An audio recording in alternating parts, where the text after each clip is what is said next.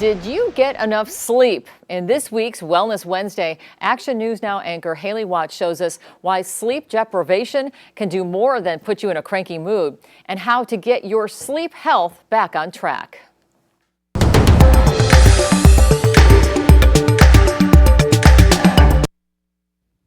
I've struggled with sleep for years. I can fall asleep no problem, but I'll wake up sometimes every hour on the hour. I know I'm not alone. Data published in the Journal of Sleep found insomnia affects 35% to 50% of people in the U.S. and in the Action News Now newsroom, too. So who here has a tough time sleeping? So like 50% of the room. Brianna, for you, what is it? Falling asleep, staying asleep? I think it's falling asleep. I feel like at the end of the day, you just have so much on your mind. So why does sleep matter? When you're going to deeper cycles of rest, it's kind of a rest not just for your body, but for your emotional, for your mental, and your physical layer of existence. That's Vanishri Belgamore, a holistic healthcare practitioner who has her bachelor's in Ayurvedic medicine and surgery. She says sleep disturbance can go hand in hand with depression. This emotional stagnation or emotional burden keeps growing every night. The more you don't sleep, the more you're accumulating these things in your system. A 2019 study published in the Journal of Cellular and Molecular Medicine backs up her ideas. Researchers found, though, that taking antidepressants can actually disturb sleep, too. So they recommended alternatives. Do you feel like it affects like how you feel physically the next day or like mentally too, like emotionally? Yeah, I feel cranky and it's like fatigued and just like tired when I come into work. On top of emotional health, lack of sleep affects our physical bodies. A meta-analysis by the California Institute of Behavioral Neurosciences and Psychology found a strong connection between sleep deprivation and the rapid onset of insulin resistance. How does not sleeping change our body that way?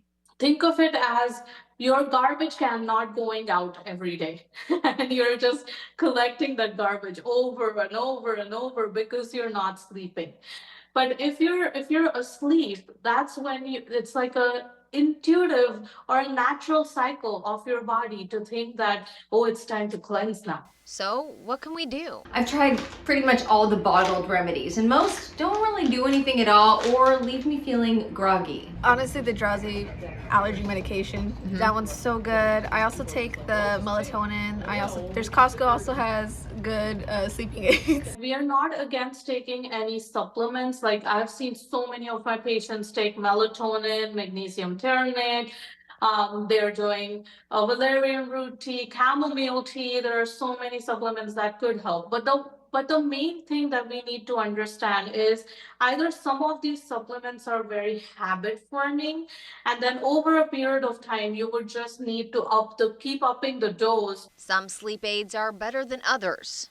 A double-blind placebo-controlled study published in 2012 found that improving magnesium levels appears to improve sleep efficiency, improve melatonin function, reduce cortisol, and reduce waking up in the middle of the night. Aside from taking something, consider your bright light exposure before bed. Researchers from Harvard say that staring at your computer screen, your phone, or even your TV can increase cortisol and suppress melatonin. Do you stare at your phone or TV right before bed?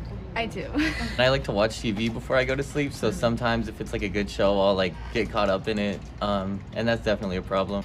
I try not to because I heard like the blue light is like bad for you, but I do. Yeah. You say that you sleep really well. I do pretty good. What do you do? What's your secret?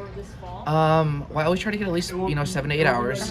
I feel like ever since college I've been pretty good about no screens. I keep my phone on my desk, don't go on it. I feel like throughout the day, if I get a good exercise in, exercise helps me sleep well. And if all else fails, just breathe.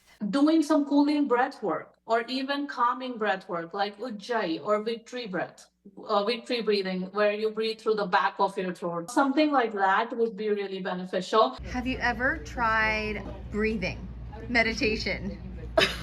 No, no, I have not. I have no. I don't know if it's gonna impact me at all, honestly, but I'll try it. Hayley Watts, Action News Now. Yeah, always a problem for a lot of us. One other thing to keep in mind, caffeine has an 8-hour half-life. That means if you drink a cup of coffee at noon with an average 120 milligrams of caffeine, at 8 p.m., 60 milligrams of caffeine is still in your system and 30 milligrams still left in your system at 4 a.m.